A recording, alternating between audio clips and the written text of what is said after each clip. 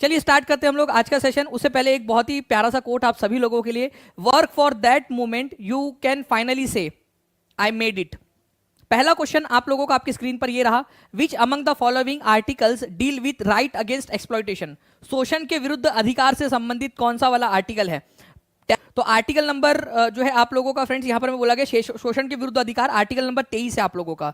ठीक है, article number 20 जो है ये आपको जब आप हिरासत में रहते हो, आपको मान ले पुलिस ने उठाकर लेके चले गई और आपके ऊपर में गुनाह साबित भी हो गया, तो कन्विक्शन होने के बावजूद भी आपके कुछ अधिकार होते हैं, जैसे कि आपको एक गुनाह के लिए 2 बार सजा नहीं दी जा सकती।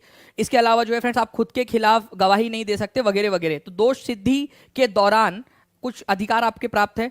आर्टिकल नंबर 21 में जीवन का अधिकार है आपका। आर्टिकल नंबर 22 के अंदर में आपको गिरफ्तार होने के बाद जो है वो अधिकार कुछ दिए गए कि गिरफ्तारी के दौरान आपके साथ मारपीट नहीं की जा सकती, वकील का अधिकार है वगैरह वगैरह। और आर्टिकल नंबर 23 में शोषण के विरुद्ध अधिकार की कोई आपका शोषण नहीं कर सकता, इंसानों की खरीद फरोख्त पर रोक लगा दी गई है, इंसानों को खरीदा बेचा नहीं जा सकता और जबरन मजदूरी नहीं करवाई जा सकती। तो शोषण के विरुद्ध अधिकार का एक भाग है ये आपका, ये याद रखना है। ठीक है, आर्टिकल नंबर 23। इसके अलावा जो है फ्रेंड्स अगर मैं आप लोगों से यहाँ पर मैं बता दूं कि आर्टिकल नंबर 23 के बाद में एक 24 नंबर का आर्टिकल है, वो भी याद रख लेना, जो कि 14 साल से छोटे बच्चों को हानिकारक जगहों पर काम करने से रोकता है। ठीक है, हानिकारक जगहों पर काम करने से छोटे बच्चों को, 14 साल से छोटे बच्चों को रोकता कौन है? Article number 24। आर्टिकल नंबर 23 और 24 दोनों मिलाकर राइट अगेंस्ट एक्सप्लॉयटेशन का पार्ट बनाते हैं। नाउ फ्रेंड्स एक क्वेश्चन है आपका कि असर्शन दिया हुआ है, many states financially support schools and colleges established and run by linguistic minorities। कई राज्य भाषाई अल्पसंख्यकों द्वारा स्थापित और संचालित स्कूलों और कॉलेजों की आर्थिक रूप से सहायता करते हैं।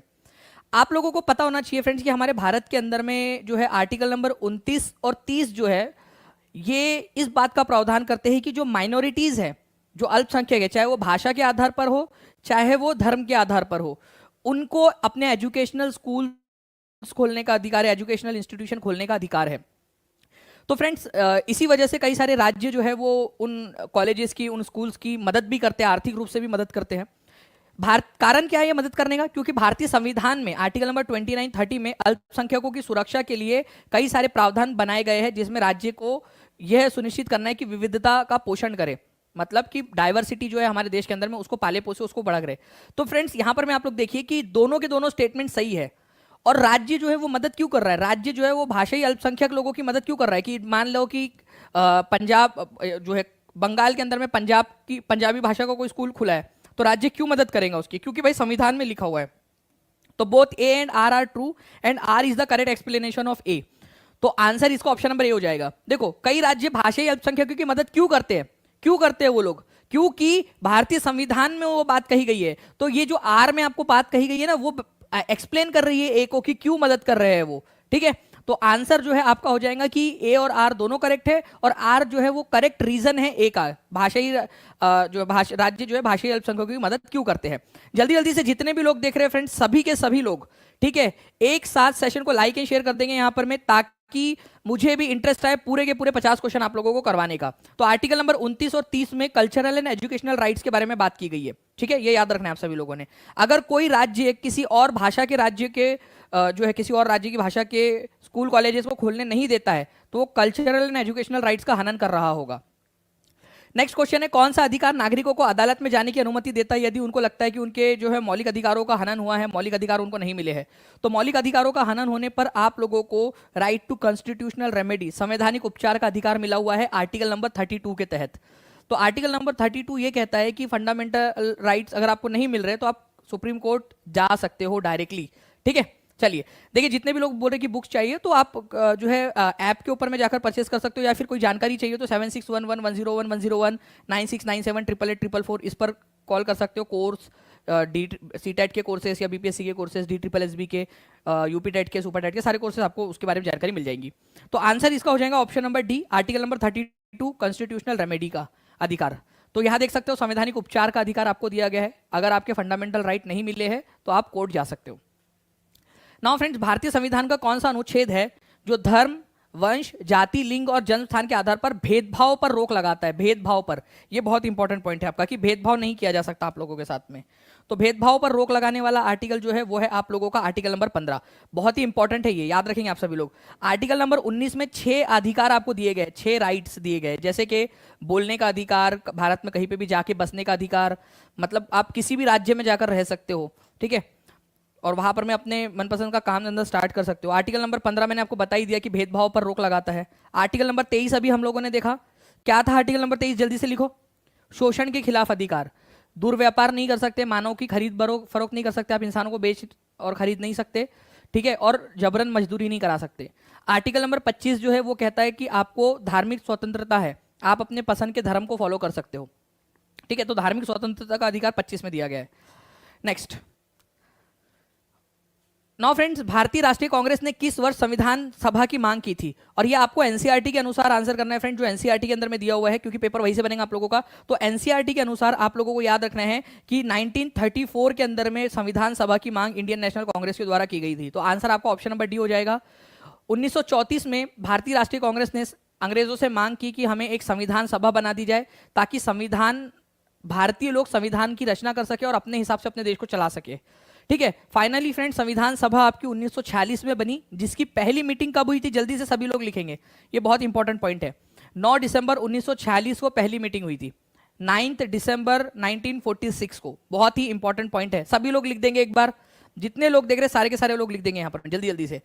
नेक्स्ट क्वेश्चन की तरफ में हम लोग आगे बढ़ते हैं फ्रेंड्स। राजेंद्र प्रसाद को संविधान सभा का स्थायी अध्यक्ष कब चुना गया था? 2 क्वेश्चन इसके अंदर में कवर हो रहे हैं आपके। पहली बात तो राजेंद्र प्रसाद जो है संविधान सभा के परमानेंट अध्यक्ष थे, ये एक पॉइंट बन गया आप लोगों का।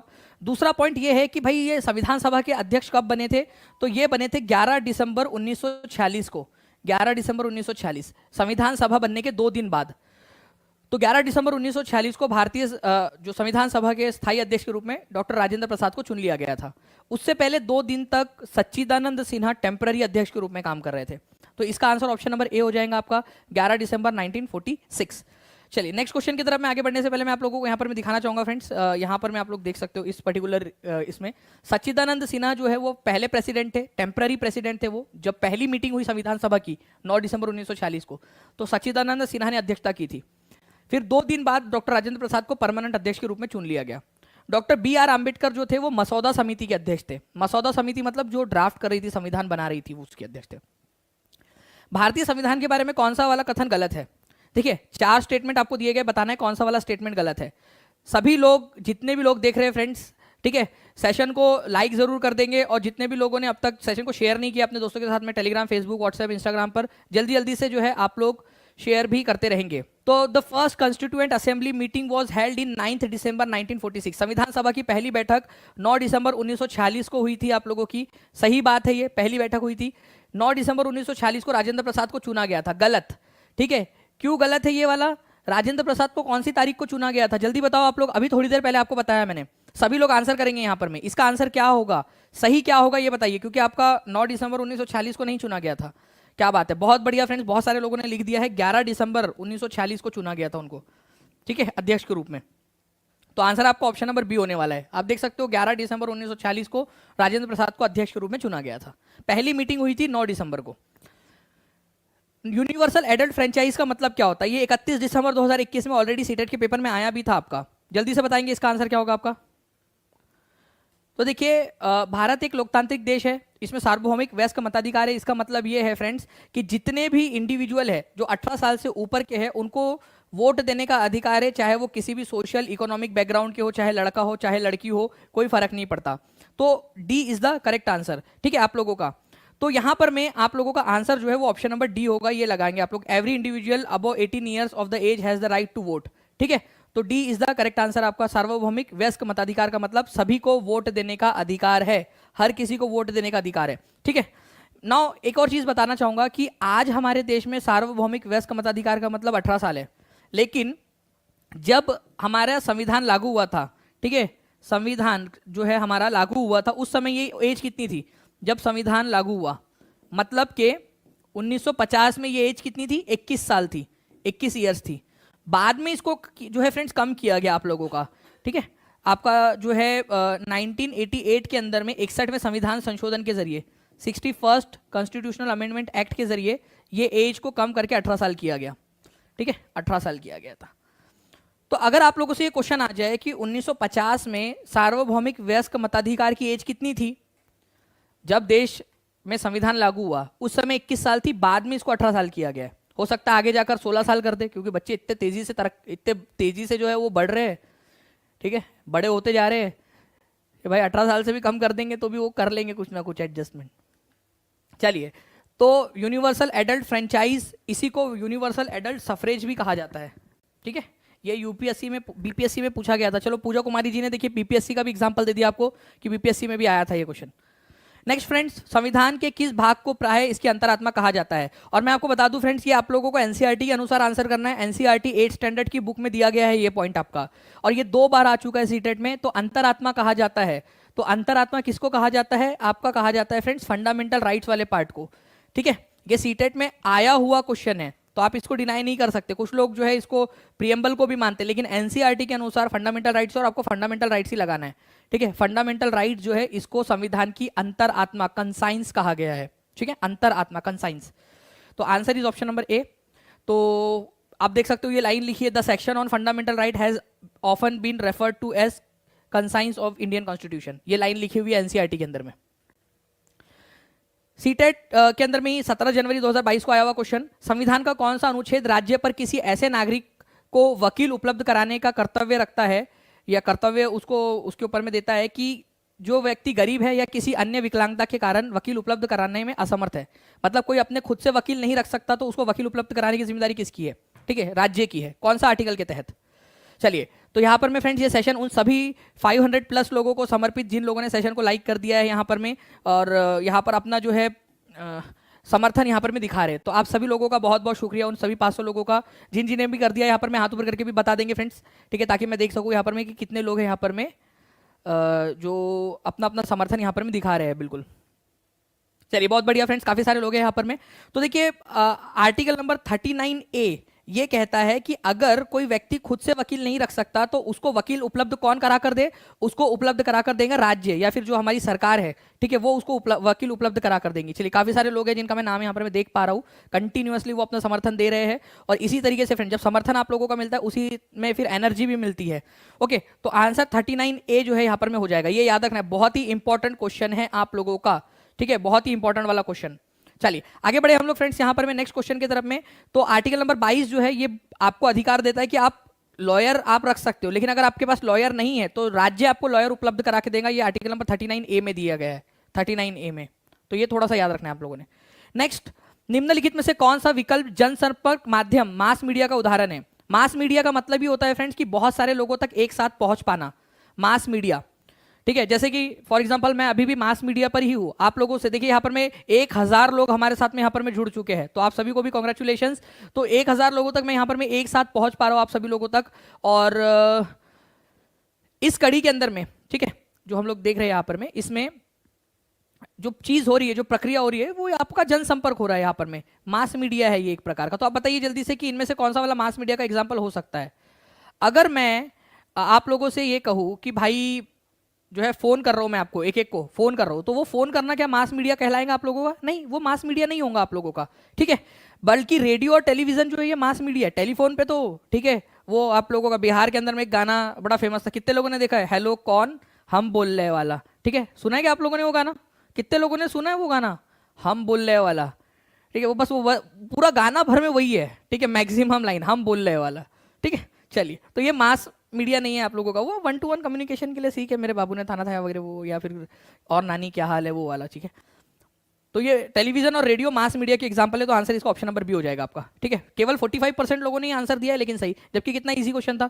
चलिए, टीवी, रेडियो, न्यूज़पेपर, ये सब जो है आप लोगों के मास मीडिया कहलाते हैं, ठीक है, ये भी याद रखना है आप लोगों ने। ये कंट्री, वर्ल्ड लेवल तक भी आप लोग पहुंच सकते हो। जैसे अभी मान लो कि युगांडा में बैठकर अगर किसी को इंडिया की सीटेट के लिए पढ़ाई करनी है, या DSSB के लिए, या बिहार के लिए पढ़ाई करनी है, ठीक है, तो वो कर सकता है यहाँ से बैठे बैठे, वर्ल्ड लेवल पर भी पहुंच सकते हैं हम लोग, ठीक है।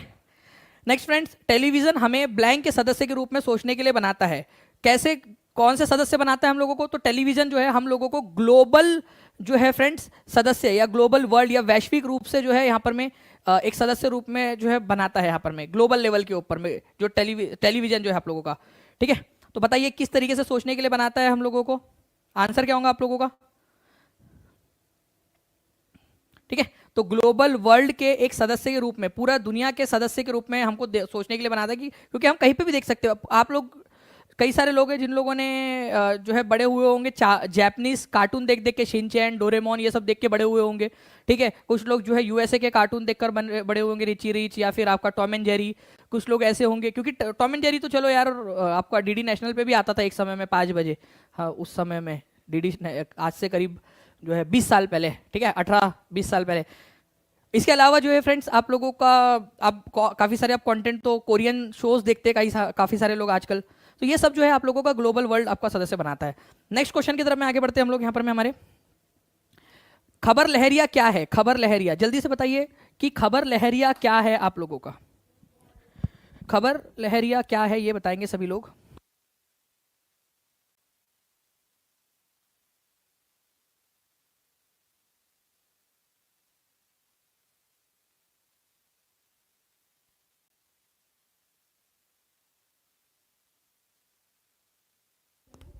जी, तो देखिए फ्रेंड्स, अगर हम लोग बात करें यहाँ पर में खबर लहरिया की, तो खबर लहरिया जो है आप लोगों का एक न्यूज़पेपर है जो कि एक यूपी के एक जिले से निकलता है। तो वो भी बताना है आप लोगों ने कि यूपी का कौन सा वाला जिला है जहां से ये निकलता है, वो भी बता देंगे आप सभी लोग। चलिए, आंसर आप लोगों के आ गए फ्रेंड्स, न्यूज़पेपर है ये आपका। और आंसर जो है ये मैं आपसे कह रहा हूँ कि उत्तर प्रदेश के कौन से जिले से निकलता है। सभी लोग लिखेंगे, जल्दी जल्दी से लिखो एक बार, जल्दी से। ठीक है, यहां पर मैं लिखा हुआ है, जल्दी से सभी लोग लिखेंगे। ओके, खबर लहरिया। तो खबर लहरिया जो है फ्रेंड्स, ये चित्रकूट डिस्ट्रिक्ट जो है उत्तर प्रदेश का, वहां से निकलता है। हर जो है फोर्टनाइटली, मतलब कि उत्तर प्रदेश के अंदर में हर 15 दिन के अंदर में कुछ महिलाएं हैं वो इस अखबार को निकालती है। इस अखबार में महिलाओं के, दलितों के मुद्दों को, भ्रष्टाचार के मुद्दों को उठाया जाता है। तो ये भी एक प्रकार का मीडिया है आप लोगों का, ये याद रखेंगे आप सभी लोग। ठीक है, चलिए तो आगे बढ़ते हैं हम लोग फ्रेंड्स। यहाँ पर में निम्नलिखित में से कौन सामाजिक विज्ञापन का उदाहरण नहीं है? सामाजिक विज्ञापन, very very very important question. सामाजिक विज्ञापन का मतलब होता है फ्रेंड्स ऐसे विज्ञापन जो समाज के लिए निकाले गए हो, ना कि अपने लिए। तो समाज के लिए जो विज्ञापन निकाले जाते हैं, जैसे कि गर्ल्स एजुकेशन के ऊपर में एडवर्टाइजमेंट, समाज के लिए, अपनी खुद की लड़की को थोड़ी पढ़ाने के लिए एडवर्टाइजमेंट निकाल रहा है कोई, समाज के लिए निकाल रहे हैं। अगेंस्ट डिफॉरेस्टेशन, वनों की कटाई को रोकने के लिए, समाज के लिए जरूरी है वो, किसी एक के लिए थोड़ी जरूरी रहेगा वो अकेले। Fairness cream, fair and lovely, ठीक है, फेयर एंड हैंडसम। अब वो क्या समाज के लिए क्या यहाँ पर में कि समाज यार हमारे यहाँ पर में, हमारे समाज में सारे लोग गोरे गोरे रहेंगे, फिर हम भी गोरे बन जाएंगे, फिर हम भी बोलेंगे हम भी अंग्रेज है। ठीक है, तो अंग्रेजों ने तो फिर कभी हम पर कब्जा किया ही नहीं क्योंकि हम भी अंग्रेज है, ऐसा थोड़ी होता। ठीक है, तो ये आप लोगों का सामाजिक विज्ञापन नहीं है फ्रेंड्स। समाज के लिए जो विज्ञापन निकाले जाते हैं, समाज की भलाई के लिए, सेव वाटर वो जाता है, सेव एनर्जी, ये सब आप लोगों के क्या है, सामाजिक विज्ञापन के एग्जांपल है। लेकिन ये फेयरनेस क्रीम वाला सामाजिक विज्ञापन का एग्जांपल नहीं है, एनसीईआरटी में दिया हुआ है ये वाले पॉइंट्स, तो ये याद रखना है आप सभी लोगों ने। ठीक है, चलिए नेक्स्ट पॉइंट की तरफ में, नेक्स्ट क्वेश्चन की तरफ में आगे बढ़ते हैं हम लोग फ्रेंड्स। तो सामाजिक विज्ञापन कौन निकाल सकता है? कोई सरकार निकाल सकती है, राज्य सरकार या जो गवर्नमेंट है वो निकाल सकती है, या फिर निजी एजेंसी। निजी एजेंसी मतलब कि कई बार आपने देखा होगा Reliance industry, Reliance foundation, Tata trust, ये सब भी निकालते हैं अखबार विज्ञापन वगैरह, जिसमें वो लोगों से आह्वान करते हैं कि वोट देने के लिए जाओ, या फिर वो एनर्जी बचाओ वगैरह वगैरह एडवर्टाइजमेंट निकालती है ना आपके निजी एजेंसीज भी। तो निजी लोग भी जो है, जो प्राइवेट एजेंसीज है वो भी निकाल सकती है, ऐसा नहीं कि केवल सरकार निकालेंगी विज्ञापन। हो सकता है आप दे दो, आपको ये लगे कि यार नहीं, ठीक है, लड़कियों को जो है पढ़ाना चाहिए, तो आपने बहुत सारा पैसा कमा लिया, अरे बाप, ठीक है, चलिए कोई बात नहीं। तो आप लोगों का जो है फ्रेंड्स यहाँ पर में आपने बहुत सारा पैसा कमा लिया, मान लो अर्पिता जी, और आपने जो है पैसा कमाने के बाद में पैसा आपके पास में बहुत सारा आ गया, अब आप चाहते हो कि और बाकी की लड़कियां भी पढ़े, तो इस वजह से आपने बहुत सारी एडवर्टाइजमेंट दिए कि लड़कियों को पढ़ाओ, लड़कियों को पढ़ाओ, लड़कियों को पढ़ाओ। आप सरकार तो हो नहीं आप, ठीक है, फिर भी आप पढ़ा रहे हो, बच्चे को एडवर्टाइजमेंट दे रहे हो, तो निजी एजेंसियां भी दे सकती है, निजी व्यक्ति भी दे सकता है उसको। ठीक है, नाउ फ्रेंड्स, सामाजिक विज्ञापन किसके द्वारा निकाला जा सकता है ये बताइए आप सभी लोग जल्दी जल्दी से। सामाजिक विज्ञापन किसके किसके द्वारा निकाला जा सकता है, बता देंगे जल्दी जल्दी से सभी लोग। रजनीगंधा, रजनीगंधा, चलो ठीक है, आप भी बता दो रजनीगंधा जी।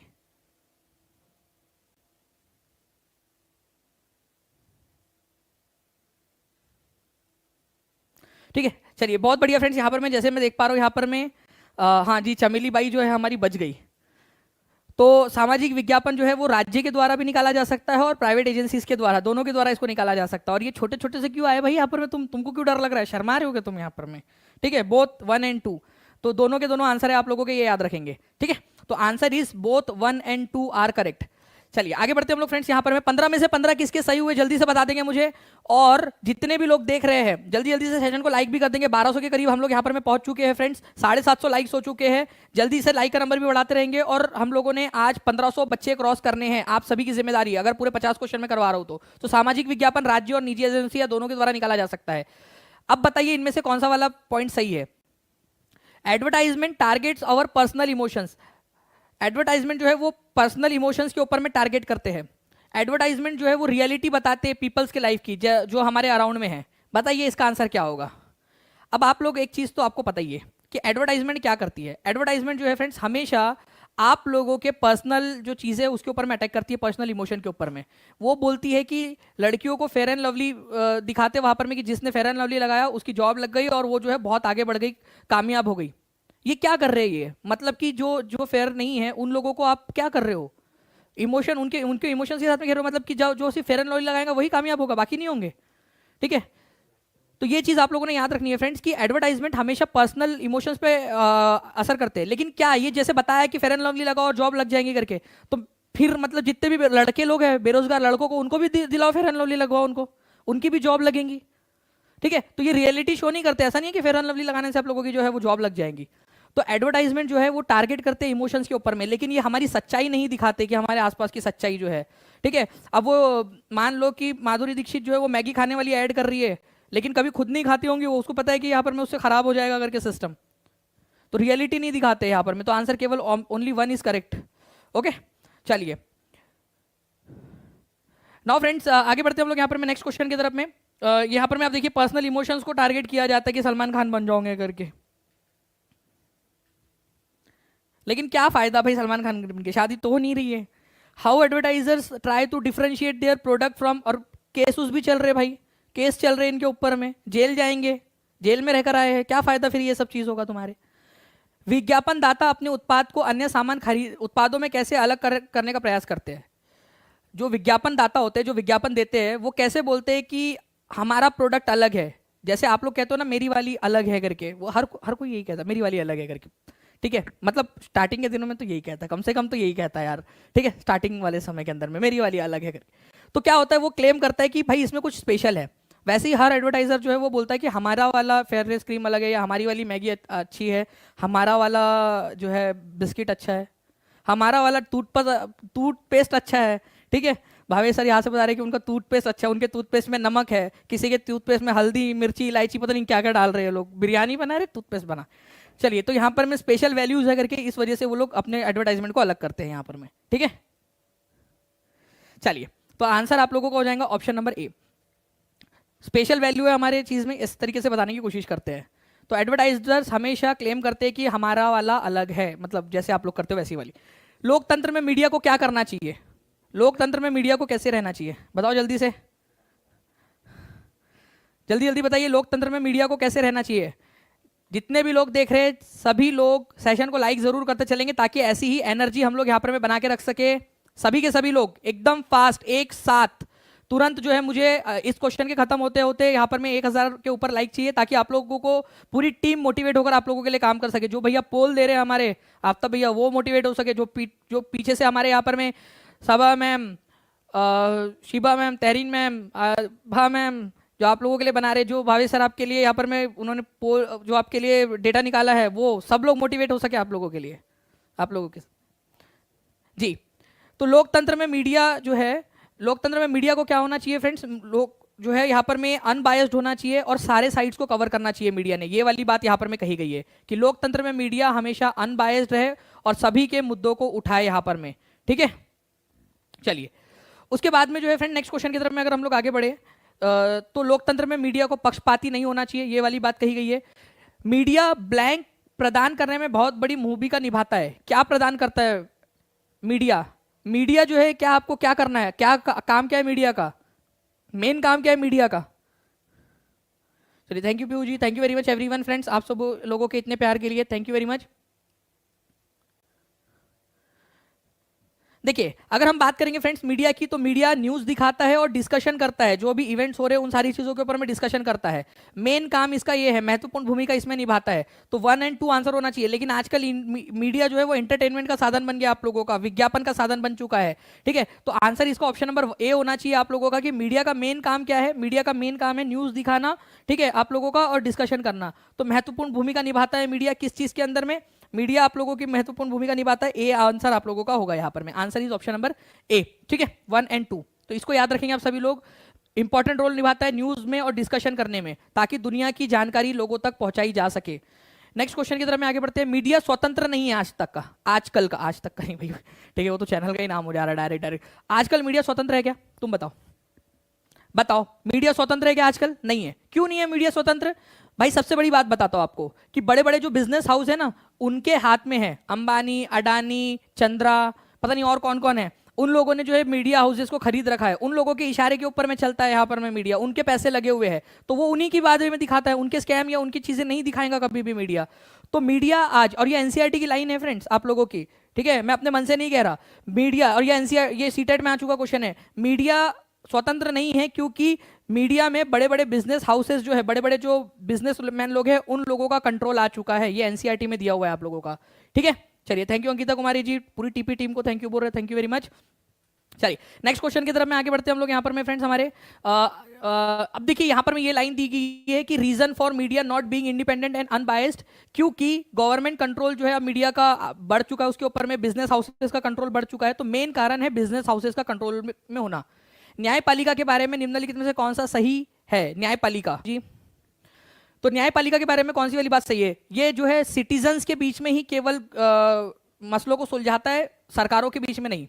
अरे भाई देखो, अगर मान लो कि दो सरकारें लड़ पड़ी है, जैसे फॉर एग्जांपल महाराष्ट्र गवर्नमेंट और कर्नाटक गवर्नमेंट के बीच में झगड़ा हो रहा है किसी चीज को लेकर, तो कहाँ जाएंगे? कोर्ट ही जाएंगे ना, वो लोग कोर्ट में जाएंगे।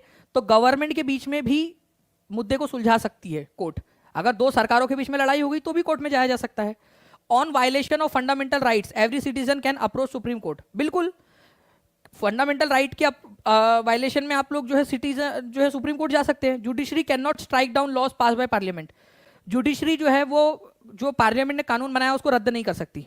मैं आपको एक बात बताऊं, अगर पार्लियामेंट ने भी खराब कानून बनाया है, गलत कानून बनाया है, तो सुप्रीम कोर्ट के पास में ये अधिकार है, कोर्ट के पास में ये अधिकार है कि उस कानून पर रोक लगा दे, उस कानून को स्ट्राइक डाउन कर दे, उसको जो है रद्द कर दे।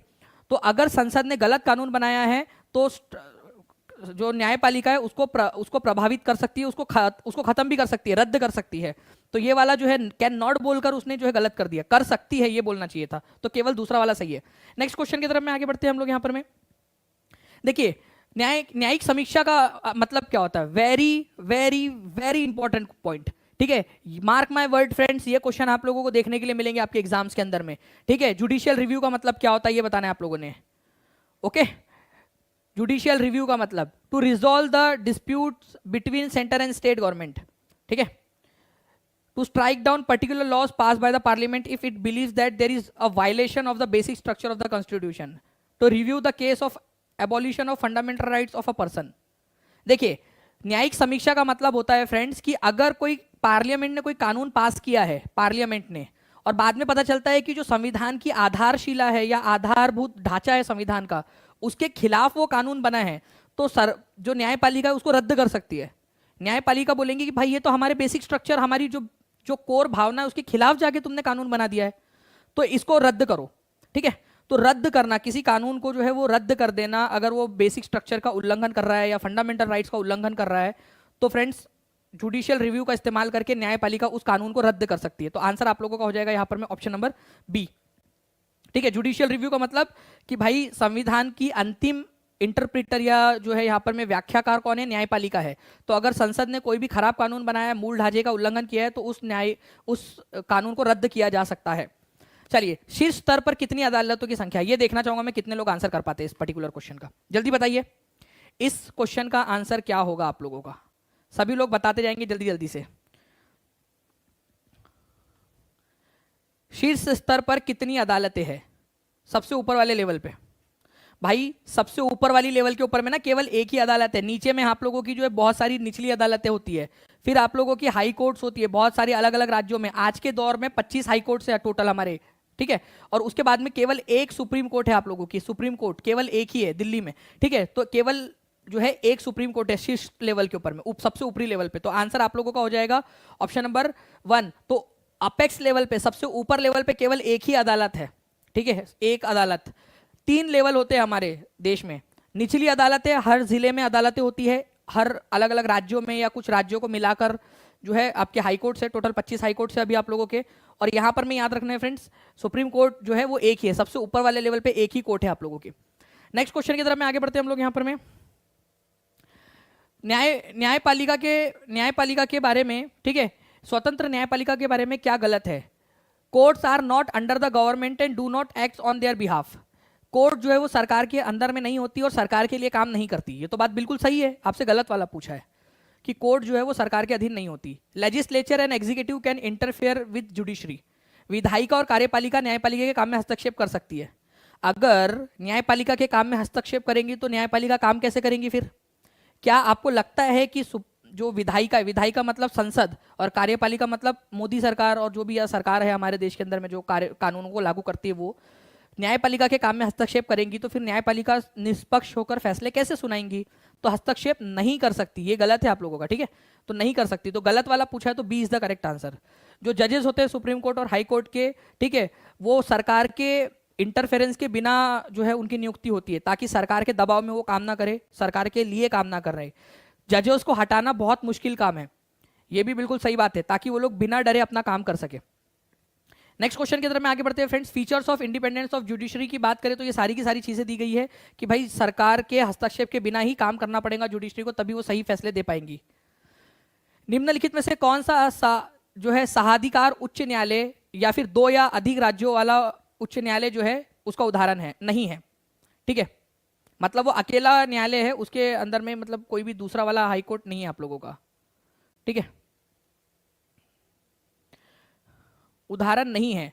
नाउ फ्रेंड्स, अब यहां पर मैं इस पर्टिकुलर क्वेश्चन के अंदर में, ठीक है, मैं आपको यहां पर मैं थोड़ा सा अमेंडमेंट करना चाहूंगा ऑप्शन के अंदर में, ठीक है। ऑप्शन नंबर 1 जो है आप लोगों का है ओनली ए, ऑप्शन नंबर 2 जो है आप लोगों का वो रहेगा ओनली, ठीक है, ए एंड बी, ठीक है। तीसरा वाला ऑप्शन रहेगा आप लोगों का ओनली, ठीक है, सी एंड डी, और आप लोगों का एक ऑप्शन रहेगा यहां पर में चौथा वाला, ठीक है, ओनली सी, ओनली सी। बताइए कौन सा वाला जो है यहां पर में आप लोगों का नहीं है, सह जो है उसका उदाहरण नहीं है?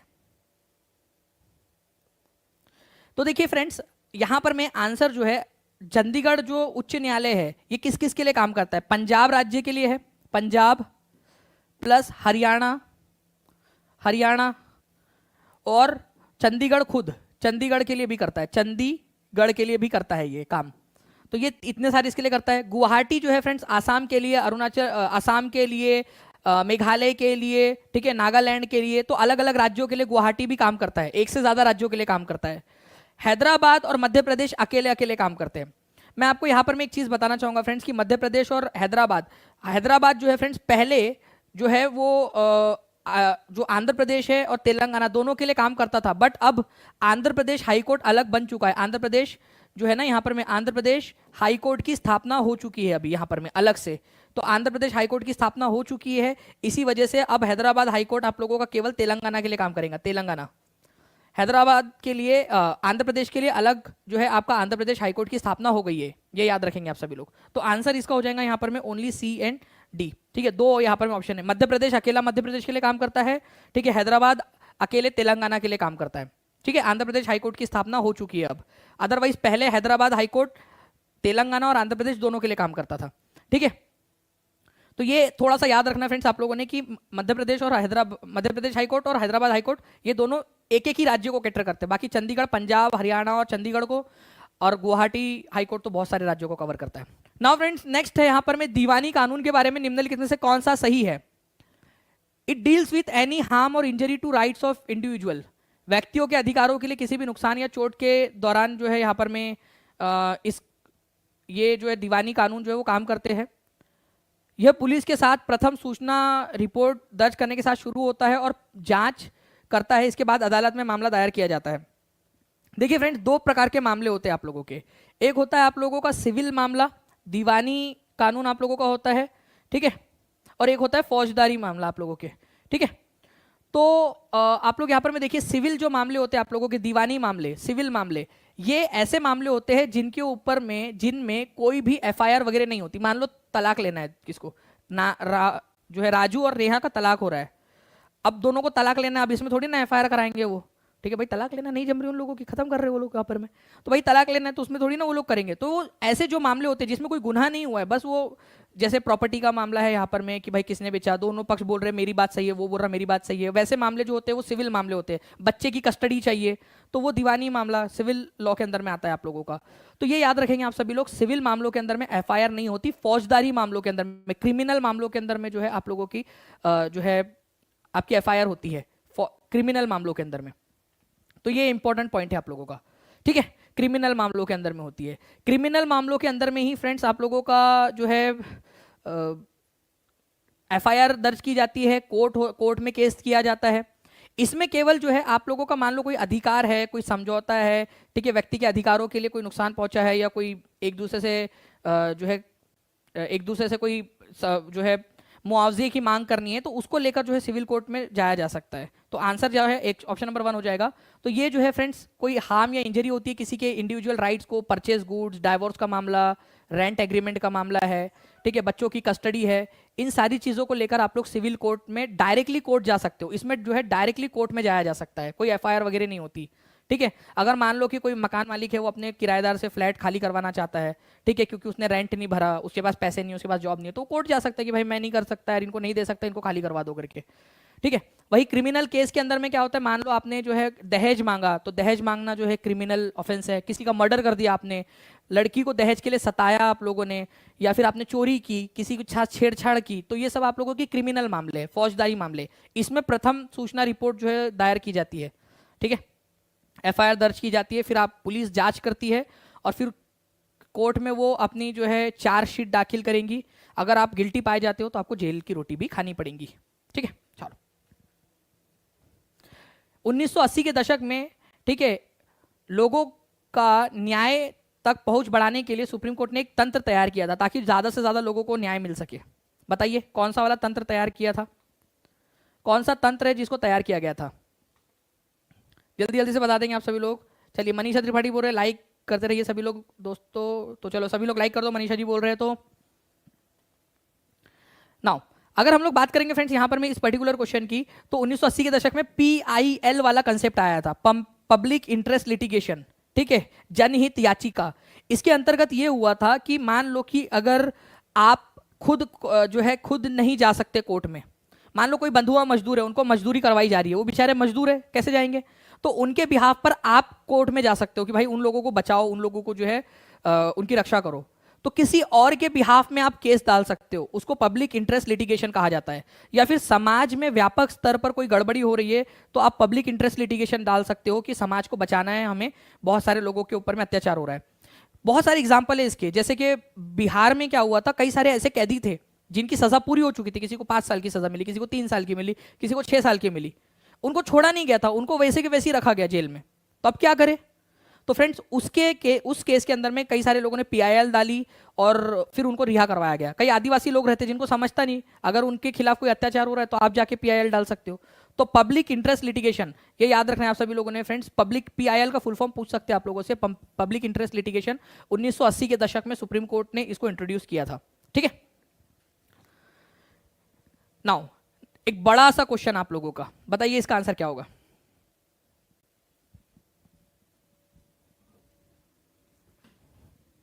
तो जो है यहां पर मैं आप लोगों का अनुच्छेद 22 जो है आप लोगों का, वो क्या बोलता है? वो ये कहता है आप लोगों का कि भाई अगर, ठीक है, कौन सा वाला कथन गलत है?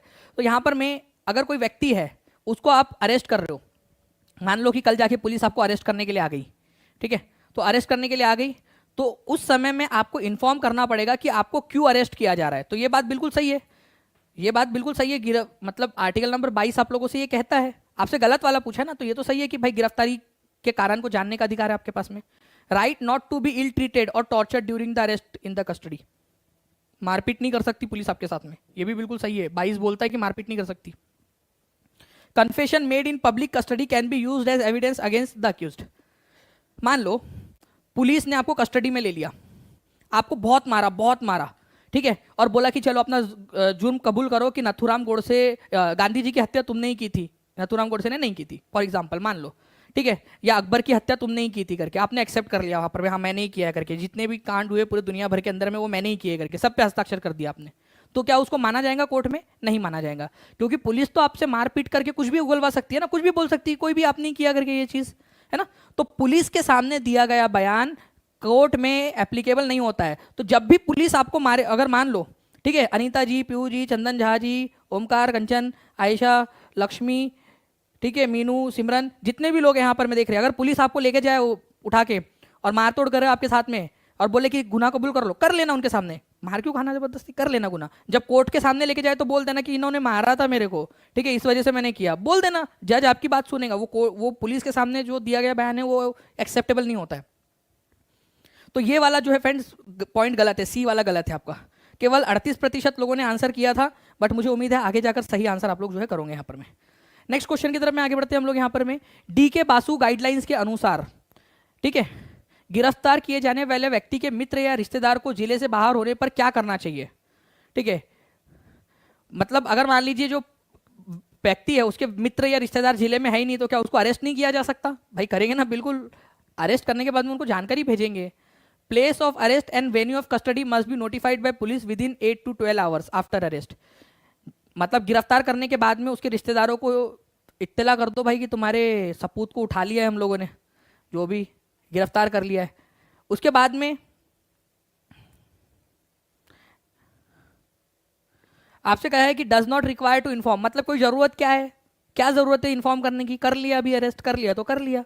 Place of arrest and venue of custody must be notified by police within 1 week और आफ्टर अरेस्ट। अरे 1 हफ्ते के अंदर में तो पुलिस उसको मार तोड़ के पता नहीं जीप पलट जाएंगी या भूकंप आ जाएगा या धरती निगल जाएगी, 1 हफ्ते के बाद करेंगे तो भैया 8 से 12 घंटे के अंदर उसको जानकारी देना जरूरी है। तो मान लो, ठीक है, जितने भी लोग अरेस्ट हुए थे, अभी जितने भी लोग अरेस्ट हुए थे, अगर आपको अरेस्ट कर लिया गया तो आपके घर वालों को 8 से 12 घंटे के अंदर अंदर में इत्तला करना या इन्फॉर्म करना जरूरी है, ठीक है, कि आपको अरेस्ट कर लिया गया है करके, ठीक है। तो B is the correct answer. Okay, तो शुभ चिंतकों को जब कोई दोस्त या रिश्तेदार जिले के बाहर रहता है तो गिरफ्तारी का स्थान और हिरासत का समय, ठीक है, आपको 8 से 12 घंटे के भीतर पुलिस को सूचित कर देना चाहिए उस व्यक्ति को। सार्वजनिक अभियोक्ता की भूमिका क्या है? Public prosecutor.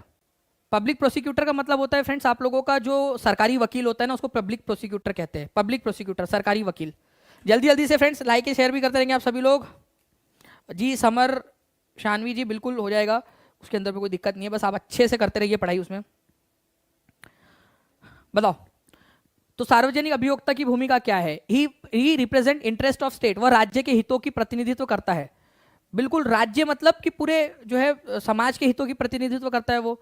He has no role in investigation, investigation में उसकी कोई भूमिका नहीं होती। His role begins before police investigation and filing of chargesheet. पहले एक बात बताओ, कोर्ट में केस कब जाता है? जब पुलिस अपनी चार्जशीट दाखिल करती है। जब पुलिस अपनी चार्जशीट दाखिल करेंगी, ठीक है, तभी जो है पब्लिक प्रोसिक्यूटर या वकील वगैरह का काम आएगा। जब तक कोर्ट में केस गया ही नहीं तब तक वकील और सरकारी वकील का तो कोई रोल ही नहीं है उसमें। तो उसका रोल बिफोर नहीं आफ्टर होता है। सभी लोग एक बार अपने मन में दोहराएंगे जल्दी सभी। जो पब्लिक प्रोसिक्यूटर, सरकारी वकील का जो काम होता है वो आफ्टर स्टार्ट होता है पुलिस इन्वेस्टिगेशन और चार्जशीट के। जब कोर्ट में केस चला गया उसके बाद में उसका रोल स्टार्ट होता है। हाँ, उसका इन्वेस्टिगेशन में कोई रोल नहीं है, पुलिस करती है इन्वेस्टिगेशन, और उसकी राज्य की मतलब कि पूरे जो समाज है उसकी रक्षा करने का उसका अधिकार है, उसका कर्तव्य है। ओके, तो आंसर इसका हो जाएगा ऑप्शन नंबर ए, ठीक है। सरकारी वकील है, सरकार की बात को कोर्ट के सामने रखता है, ठीक है। तो राज्य के हितों का प्रतिनिधित्व करता है सार्वजनिक अभियोक्ता या पब्लिक प्रोसिक्यूटर, राज्य का वकील। इसका काम पुलिस इन्वेस्टिगेशन के बाद शुरू होता है। इन्वेस्टिगेशन में इसका कोई रोल काल नहीं है। और conduct prosecution on behalf of state, जितने भी स्टेट के बिहाफ में सबूत रखने, बात रखनी है, वो रखता है। ये ऑफिसर होता है कोर्ट का और इसको इम्पार्शियल और होना चाहिए, और जितने भी सबूत है वो कोर्ट के सामने रखना चाहिए उसने, ठीक है, जो भी उसके पास में है। मतलब कि उसने बिना भेदभाव के निष्पक्ष रूप से काम करना चाहिए। ठीक है, ऐसा नहीं कि बस किसी ने मर्डर कर, मुख्यमंत्री के छोटे भाई के बड़े लड़के ने मर्डर कर दिया, सरकारी वकील जो उसको बचाने के पीछे लगा है, ऐसा नहीं करना चाहिए सरकारी वकील ने। वो सरकारी वकील है लेकिन मुख्यमंत्री का पर्सनल वकील नहीं है वो। अगर मान लो कि मुख्यमंत्री के बड़े भाई के छोटे लड़के ने या छोटे भाई के बड़े लड़के किसी ने भी रिश्तेदार ने कर दिया और बोले कि मैं उसकी बचाऊंगा करके, ऐसा नहीं कर सकता वो ऑफिसर ऑफ द कोर्ट है, अदालत का अधिकारी के रूप में उसको मान्यता प्राप्त है कि वो अदालत का अधिकारी है, और अदालत के सामने जो भी उसके पास में कोई जानकारी है तो अदालत को उसको आके बताना है उस चीज को। नाउ फ्रेंड्स, यहां पर मैं आप लोग देखिए 31 नंबर का क्वेश्चन आपका, fixing people into one image, इसको क्या कहा जाता है? अगर सारे के सारे लोगों को एक ही छवि में बांध दिया गया है, उसको क्या कहते हैं? नकारात्मक रूप से देखना दूसरे लोगों को कि भाई ये लोग तो ऐसे ही होते हैं, किसी खास पर्टिकुलर धर्म के लोगों को या जाति के लोगों को देखना कि ये तो नीचे दर्जे के ही है, तो उसको क्या कहा जाता है? ठीक है, treating someone less fairly than others, मतलब किसी के साथ दूसरे की अपेक्षा असमुचित रूप से व्यवहार करना, ठीक है, मतलब भेदभाव करना किसी के साथ में। शुद्धता और अशुद्धता को मानना, तो ये तो बिल्कुल सिंपल सी बात है। प्रैक्टिसिंग प्यूरिटी एंड पोल्यूशन, कि भाई कुछ लोग प्योर होते हैं, ब्राह्मण प्योर होते हैं, ठीक है, जो नीचे दर्जे के शूद्र है वो अशुद्ध होते हैं, तो ये अनटचेबिलिटी वाली बात हो गई ना, ये पूरी की पूरी तो आपकी अनटचेबिलिटी वाली बात। तो डी की जोड़ी 2 के साथ लगेंगी, तो डी की जोड़ी 2 के साथ में केवल एक ही जगह पे लगी आपकी। आंसर आपका ऑप्शन नंबर ए हो गया, खत्म। आंसर देख लिया कुछ लोगों ने यहाँ पर में, ठीक है, नीचे में, लेकिन कोई बात नहीं। तो आंसर आप लोगों का जो है फ्रेंड डी की जोड़ी 2 के साथ में लगने वाली है, आंसर हो गया आपका। इसके अलावा जो है अगर किसी को आप जो है किसी के साथ भेदभाव, वो तो बात ही खत्म हो गई, भेदभाव वाली बात, किसी के साथ दूसरे की अपेक्षा असमुचित व्यवहार करना। आपकी 2 पत्नी है, ठीक है, आप जो है बड़ी वाली पत्नी को जो है झुमके दिला रहे हो, सब कुछ दिला रहे हो, आप उसको जो है ज्वेलरीज दिला रहे हो, बेचारी छोटी पत्नी, ठीक है, उसको कुछ दिला ही नहीं रहे आप, तो वो तो भेदभाव हो गया ना उसके साथ में, ठीक है। तो ये किसी के साथ में ज़्यादा करना, किसी के साथ में कम जो है कम देना, किसी को ये भेदभाव कहलाता है आपका। किसी जाति के साथ ज़्यादा अच्छा रहना, किसी के साथ कम रहना, ये भेदभाव है। किसी को निगेटिवली आंकना, ठीक है, कि ये तो ऐसा है वैसा नहीं है, तो उसको क्या कहा जाता है आप लोगों का? ठीक है, निगेटिव मानना किसी को, तो किसी को निगेटिवली अगर आप देखते हो तो वो होता है प्रिजुडाइज, पूर्वाग्रह। मान लो कि कोई जो ऐसे अफ्रीकन लोग हैं, अफ्रीकन लोग तो उनके पास तो दिमाग ही नहीं होता, फॉर एग्जांपल ऐसा आप सोच रहे हो, तो आपने क्या किया, ये पूर्वाग्रह है आपका, पूर्वाग्रह, प्रिजुडाइज उसको कहा जाता है, पूर्वाग्रह। और किसी की छवि, एक छवि में बांध देना, कि जैसे लड़कियां जो है वो तो घर का ही काम कर सकती है, उसको स्टीरियोटाइप कहा जाता है। किसी व्यक्ति को एक खास इमेज में, किसी ग्रुप को एक इमेज में बांध देना, ठीक है, वो स्टीरियोटाइप या रूढ़िबद्ध धारणा कहलाता है। अरे बड़ी छोटी नहीं सर, फर्स्ट एंड सेकंड, चलो ठीक है, ठीक है, बड़ी छोटी नहीं, फर्स्ट वाली और सेकंड वाली, आई करेक्ट माई वर्ड्स, ठीक है, लड़कियों को ज़्यादा एक्सपीरियंस है इस चीज़ का, ठीक है। तो आंसर जो है फ्रेंड्स आप लोगों का ऑप्शन नंबर ए हो जाएगा, ठीक है। किसी को एक खास छवि में बांध देना, स्टीरियोटाइप। लड़कियों वाला एग्जांपल याद रख सकते हो आप लोग यहाँ पर में, जैसे अभी यहाँ पर में मैंने आप लोगों के साथ में स्टीरियोटाइपिंग किया है कि लड़कियों को पता होगा ये वाली बात, क्यों लड़कों को क्यों नहीं पता होगा? ठीक है, लड़कों को भी तो पता हो सकता है ये बात, ठीक है, okay. Judging other people negatively, किसी को निगेटिवली आंकना, वो प्रिजुडाइज कहलाता है आप लोगों का, ठीक है। Treating someone less fairly than others, किसी के साथ में भेदभाव करना, डिस्क्रिमिनेशन आप लोगों का। और शुद्धता, अशुद्धता को मानना, ठीक है, ये वो आपका अनटचेबिलिटी हो गया। नेक्स्ट फ्रेंड्स आगे बढ़ते हम लोग यहाँ पर में 32वें नंबर का क्वेश्चन, पूर्वाग्रह के बारे में कौन सा वाला सही है? पूर्वाग्रह के बारे में, इट मीन्स टू जज अदर पीपल निगेटिवली और सी देम एज इंफीरियर। पूर्वाग्रह का मतलब होता है किसी को नकारात्मकता रूप से देखना या उन्हें कम आंकना या नीचे दिखाना। लोग जो है वो रिलीजियस बिलीफ और कलर के आधार पर जो है लोगों को नीचा देखते हैं। अभी मैंने आपको बताया ना कि किसी को निगेटिवली देखना ये प्रिजुडाइज कहलाता है। जैसे कि फॉर एग्जांपल अफ्रीका के जो काले लोग हैं उनके पास में दिमाग ही नहीं होता, जो लोग गोरे होते हैं वही अच्छे होते हैं, तो ये सब क्या, ये प्रिजुडाइज है आप लोगों का, पूर्वाग्रह है। हमेशा पूर्वाग्रह जो है क्या होता है फ्रेंड्स आपका, ये निगेटिवली बात करता है, निगेटिव दिखाता है यहाँ पर में लोगों को, ये याद रखेंगे आप सभी लोग, इंपॉर्टेंट एग्जाम के अंदर में पूछ सकते हैं आप लोगों से, ठीक है। चलिए नेक्स्ट पॉइंट की तरफ में हम लोग यहाँ पर में आगे बढ़ते हैं। तो दोनों के दोनों पॉइंट जो है यहाँ पर में क्या है आप लोगों के सही है, बोथ, ठीक है, आर करेक्ट। आई होप अब आपको पूर्वाग्रह के बारे में समझ में आ गया होगा कि पूर्वाग्रह क्या होता है आपका, ठीक है। चलिए, अधिराज चौधरी जी का बहुत बहुत धन्यवाद यहाँ पर में, अधिराज अद्रिजा चौधरी जी का। चलिए आगे बढ़ते हैं हम लोग यहाँ पर में। दलितों के लिए निम्नलिखित में से कौन सा सही है? दलित टर्म के लिए, ये एनसीईआरटी में दिया हुआ है आप लोगों का, जल्दी से बताइए इसका आंसर क्या होगा आपका? एनसीईआरटी के अंदर में दिया हुआ है ये पॉइंट। लाइक एंड शेयर भी करते रहे फ्रेंड्स सभी लोग। जिन लोगों ने टीचिंग परीक्षा चैनल को सब्सक्राइब नहीं किया वो चैनल को सब्सक्राइब कर देंगे। Friend, Dalit is a term that people belonging to so called lower caste use to address themselves. Dalit एक ऐसा शब्द है जिसे तथाकथित निम्न जातियों के लोग स्वयं को संबोधित करने के लिए उपयोग करते हैं, खुद के लिए इस्तेमाल करते हैं। The government refers to this group of people as scheduled tribe. उन जो है सरकार उनके लिए शेड्यूल्ड ट्राइब का इस्तेमाल करती है। दलित का मतलब होता है जो टूटा हुआ हो, दलित का अर्थ ही है टूटे हुए। एनसीईआरटी बेस्ड क्वेश्चन है फ्रेंड्स और एग्जाम में आया हुआ क्वेश्चन डायरेक्टली। बताइए इसका आंसर क्या होगा आपका।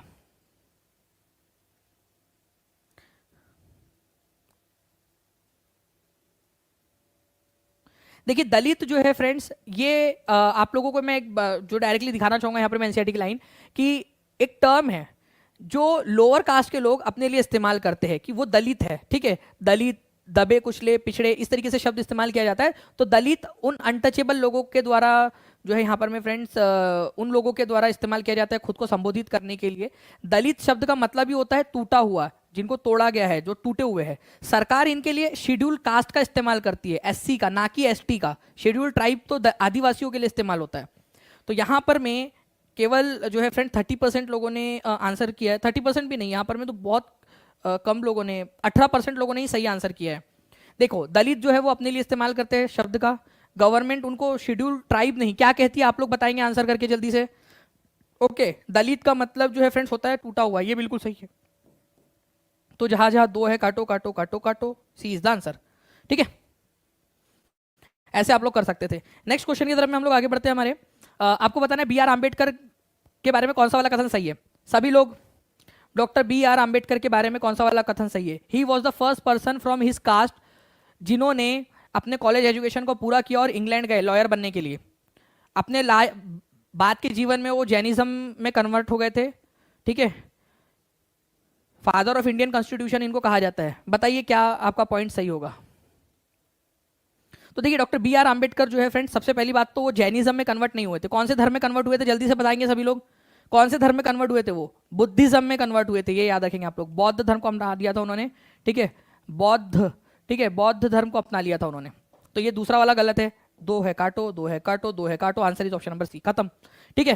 तो वो कौन सी कास्ट से बिलोंग करते थे। महार जाति से। एनसीईआरटी में दिया हुआ है ये, महार जाति से बिलोंग करते थे और इनको फादर ऑफ इंडियन कॉन्स्टिट्यूशन भी कहा जाता है। तो 1 और 3 आर करेक्ट। तो answer is option number C. 65% लोगों ने सही आंसर दिया है। बुद्धिज्म में कन्वर्ट हो गए थे वो। नेक्स्ट क्वेश्चन की तरफ में आगे बढ़ते हैं फ्रेंड्स आपके। अच्छा, एक चीज और याद रखनी है फ्रेंड्स आप लोगों का कि डॉक्टर बी आर आम्बेडकर का जो है जीवन काल 1891 से लेकर 1956 तक था। ये भी याद रखेंगे, ये भी आपसे पूछा जा सकता है। 1891 14 अप्रैल 1891 को उनका जन्म हुआ था, ठीक है। मध्य भारत के अंदर में, जो सेंट्रल प्रोविंसेस कहा जाता था पहले उसको, मऊ में। टेम्पल एंट्री मूवमेंट उन्होंने चलाया था। नाउ फ्रेंड, समानता के लिए प्रयास करने के संदर्भ में निम्नलिखित में से कौन सा ढंग सुमिलित है। दलित लोगों के लिए मंदिर प्रवेश आंदोलन चलाया गया, ठीक है। महिलाओं के लिए कि भाई उनको पुरुषों के समान माना जाए, और जो किसान लोग हैं उनको साहूकारों से मुक्ति मिलनी चाहिए। बताओ। अरे ये सारे के सारे सही है ना आप लोगों के, कि दलित लोगों के लिए टेम्पल एंट्री मूवमेंट की मंदिरों में उनके लिए प्रवेश दिया जाए। महिलाओं के लिए आंदोलन चलाया गया कि उनको पुरुषों के समान माना जाए। किसानों ने आंदोलन चलाया कि साहूकारों से या मनी लेंडर से उनको मुक्ति मिले, ठीक है। तो तीनों के तीनों सही है। तो आंसर इसका ऑप्शन नंबर डी हो जाएगा, सिंपल है ना। Girls are emotional, soft spoken and gentle. बताना है कौन सा वाला रूढ़िबद्ध धारणा का उदाहरण है। भावुक, मृदुभाषी और कोमल होती है। हंसना नहीं है आप लोगों ने पहले वाले पॉइंट के ऊपर में, कोई भी लोग, ठीक है। कोई हंसेगा नहीं पहला पॉइंट पढ़ के, कोई नहीं हंसेगा, ठीक है। Girls are emotional, soft spoken and gentle. भावुक, मृदुभाषी और कोमल होती है। ये क्या रूढ़िबद्ध धारणा का उदाहरण है। Boys are rowdy and physically strong, ठीक है। बॉयज जो है वो राउडी और फिजिकली स्ट्रॉन्ग होते हैं, ऐसा बोल रहा है यहाँ पर मैं हूँ। Boys and girls are good in maths. Boys और लड़के लड़कियां दोनों गणित में अच्छे होते हैं। बताना है कौन सा वाला रूढ़िबद्ध धारणा का एग्जाम्पल है आपका, ठीक है। जल्दी जल्दी से बता देंगे सभी लोग, जितने भी लोग यहाँ पर मैं देख रहे हैं आंसर करेंगे सभी के सभी। तो फ्रेंड्स यहाँ पर मैं रूढ़िबद्ध धारणा का एग्जाम्पल ये है कि भाई गर्ल्स जो है वो मृदुभाषी होती है। भाई लड़के भी हो सकते हैं, ठीक है। तो सारी लड़कियां जो है वो इमोशनली होंगी, भावुक होंगी, कोमल होंगी, ठीक है, ये आईएएस नहीं बना सकते, आईपीएस नहीं बना सकते, पुलिस नहीं बना सकते उनको, ये तो बात गलत है ना। तो ये आपको रूढ़िबद्ध धारणा का एग्जांपल है। बॉयज जो है हमेशा राउडी फिजिकल ही रहेंगे, यहाँ पर में स्ट्रांग रहेंगे। हो सकता है कोई यहाँ पर में लुल्लू पुच्चू, वो बेचारा डर के रहता हो यहाँ पर में, ठीक है, मम्मी के पीछे जाके तो छुप जाता हो यहाँ पर में, मम्मी मारेंगे करके। कोई लड़की ऐसा उसको डांट दे तो जाके रोने लगे पीछे में जाकर, ऐसा भी हो सकता है, लड़के लोग भी होते हैं यार बेचारे, ठीक है। तो ये है आपका रूढ़िबद्ध धारणा का एग्जांपल। बाकी बॉयज एंड गर्ल्स मैथ्स में अच्छे होते हैं, इसमें क्या रूढ़िबद्ध धारणा है भाई, दोनों अच्छे होते हैं, इसमें दोनों को समान ही माना गया है। तो ए और B is the correct answer, ठीक है। रूढ़िबद्ध धारणा का मतलब होता क्या है? पहली बात तो रूढ़िबद्ध धारणा का मतलब होता है कि किसी को जो है आप किसी खास छवि में बांध देना। बॉयज को आपने फिजिकली स्ट्रांग की छवि में बांध दिया, गर्ल्स को इमोशनल की छवि में बांध दिया आपने। People looking at each other equally, prejudice का मतलब क्या होता है? लोग एक दूसरे को समानता से देख रहे हैं, ठीक है, समान रूप से देख रहे हैं, तो कहा वो फिर तो वो इक्वलिटी हो गई ना। People judging other people negatively, people respecting each other, the feeling of superiority and inferiority. देखिए फ्रेंड, जो लोग अपन जो है निगेटिवली देखते हैं, ठीक है, दूसरे लोगों को, वो प्रिजुडाइज करते हैं। प्रिजुडाइज का मतलब ही होता है कि दूसरे लोगों को निगेटिवली देखना, ठीक है, निगेटिवली देखना। और इसी वजह से कुछ लोगों में सुपेरियरिटी की भावना होती है, तभी तो वो निगेटिवली देखते हैं। आप लोग जैसे कोई किसी एक खास धर्म विशेष को जो है हो सकता है कम माने और किसी धर्म विशेष को ज्यादा बड़ा माने, तो इन्फेरियरिटी और सुपेरियरिटी की फीलिंग आ गई, श्रेष्ठता और हीनता की भावना। ये प्रिजुडाइज है, पूर्वाग्रह है, ये हमारे भारत के अंदर में फैला हुआ है, ये अच्छी खासी मात्रा में पूर्वाग्रह। ओके, इसके अलावा जो है फ्रेंड्स, निगेटिव देखना, किसी को सामने वाले को निगेटिव देखना कि ये कम है हमसे, तो ये दोनों ही पॉइंट्स जो है फ्रेंड्स आपका प्रिजुडाइज से जुड़े हुए हैं। तो आप लोगों का बी और डी, मतलब कि ऑप्शन नंबर डी में जो दिया हुआ है वो आंसर हो जाएगा, ठीक है। कितना परसेंट लोगों ने आंसर किया है यहाँ पर में अगर हम देखें तो 37% लोगों ने सही आंसर किया था। तो ये पर्टिकुलर पॉइंट को याद रखेंगे आप सभी लोग, ठीक है, बी और डी सही है। People judging other people negatively, the feeling of superiority and inferiority, ये आप लोगों का हो जाएगा, ठीक है। नाउ नेक्स्ट क्वेश्चन की तरफ में आगे बढ़ते हैं हम लोग फ्रेंड्स। यहाँ पर मैं आपके 38 नंबर का क्वेश्चन, जब हम व्यक्तियों को एक ही छवि में बांधते हैं तो हम रूढ़िबद्ध धारणा का निर्माण करते हैं। मतलब किसी एक छवि में बांध दिया, नीचे दिया गया एक विकल्प इस छवि को तोड़ता है, मतलब उस छवि के अगेंस्ट में बात करता है, मतलब वो स्टीरियोटाइप के अगेंस्ट में जाता है, जो स्टीरियोटाइप फैला हुआ है ना उसके अपोजिट में है। तो सही विकल्प को पहचानिए। Boys are rowdy and naughty, भाई ये कहा तोड़ रहा है, ये तो रूढ़िबद्ध धारणा को बढ़ावा दे रहा है।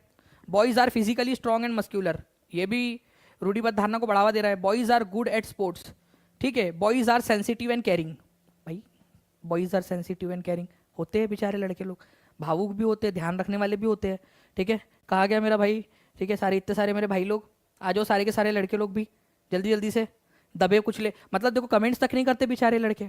आपको पता है सबसे कम कमेंट्स अगर दिखेंगे तो लड़कों के दिखते हैं। बेचारे सेंसिटिव होते, केयरिंग होते, डरे डरे से सहमे सहमे से होते कमेंट्स के अंदर में बैठे हुए।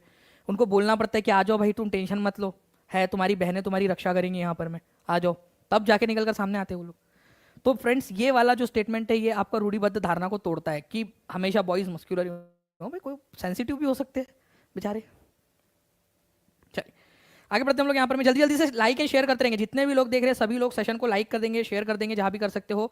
और टीचिंग परीक्षा चैनल को सब्सक्राइब नहीं किया तो चैनल को सब्सक्राइब भी जरूर कर लेंगे। अगर आप चाहते हो कि मैं आपको और भी ऐसे ही सेशंस लेता रहूं तो आप लोग मुझे बता देंगे। बाकी अभी हम लोग पेड कोर्स के अंदर में फ्रेंड ज्योग्राफी का भी लेने ही वाले हैं, नेक्स्ट हमारी टेस्ट ज्योग्राफी की होने वाली है, तो जो भी लोग कोर्स में जुड़ना चाहते हैं वो लोग भी जुड़ भी सकते हैं। निम्नलिखित में से कौन सा वाक्य पूर्वाग्रह से ग्रसित होने का उदाहरण है?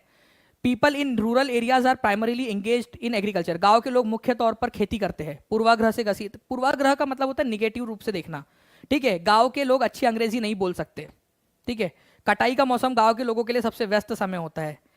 गांव के लोग ज्यादातर संयुक्त परिवारों में रहते हैं। भाई गांव के लोग अच्छी इंग्लिश नहीं बोल सकते, गांव के लोग हो सकता है यहाँ पर मैं I talk in English, I walk in English, I drink English, मतलब not drink English that type का इंग्लिश, ठीक है, मतलब इंग्लिश में पीता है वो, ड्रिंक कर रहा है वो, पानी पी रहा है, ठीक है। आई ईट इंग्लिश, ओके। तो ये याद रखेंगे आप सभी लोग फ्रेंड्स कि लोग जो है गांव के लोग अच्छी अंग्रेजी नहीं बोल सकते, ये आपका पूर्वाग्रह है, प्रिजुडाइज है आप लोगों का ये, ठीक है। मतलब आप गांव के लोगों को जो है यहाँ पर मैं ये देख रहे हो, मतलब आपके आभा मैम पूजा मैम वो गांव में रहते, तो मतलब वो क्या है, वो अच्छी अंग्रेजी नहीं बोल सकते भाई, फराटेदार बोलते वो लोग अंग्रेजी, उनको आती है अच्छे से, ठीक है। हाँ वो बात अलग है कि उन लोगों को ही समझ में आती कभी कभी वो वाली, लेकिन बोलते तो है। Creation of blank prevent us from identifying special qualities and skills, मतलब अगर हम लोग जो है इस चीज़ का इस्तेमाल करेंगे, उस चीज़ से रहेंगे, ग्रसित रहेंगे, तो हमें उस व्यक्ति की विशिष्ट दक्षताओं और विशेषताओं की पहचान करने से वो रोक देता है। साथ ही साथ ये व्यक्ति में विभिन्न विशेषताओं के विकास को भी अवरुद्ध करता है। मतलब हम एक व्यक्ति को अलग नहीं देख पाते। हम सोचते कि अगर लड़की है तो खाना ही बनाएंगी, लड़की है तो टीचर ही बनेंगी, ठीक है, इंजीनियर नहीं बन सकती, ठीक है, पायलट नहीं बन सकती। तो स्टीरियोटाइप क्या करता है आपका, स्टीरियोटाइप रूढ़िबद्ध धारणा से बांध देता है पूरे के पूरे ग्रुप को। जैसे लड़कियों को बांध दिया, हम उनमें विशेष नहीं देख सकते कि कोई लड़की एकदम डेरिंग बाज है एकदम, ठीक है, अगर उसको जो है बना दे तो लेडी सिंघम टाइप का बन के निकलेंगी वो। तो आप उसकी विशेष दक्षता को नहीं पहचान रहे क्योंकि आपने रूढ़िबद्ध धारणा बना ली है कि लड़की है तो ऐसी ही होंगी, ठीक है। कोई एक पर्टिकुलर जो है कास्ट का है तो ऐसा ही होगा, ठीक है। मतलब अच्छा बुरी की बात नहीं कर रहा मैं, एक इससे बांध लिया आपने, ठीक है, इसको। तो ये स्टीरियोटाइपिंग हो गई आप लोगों की, स्टीरियोटाइपिंग।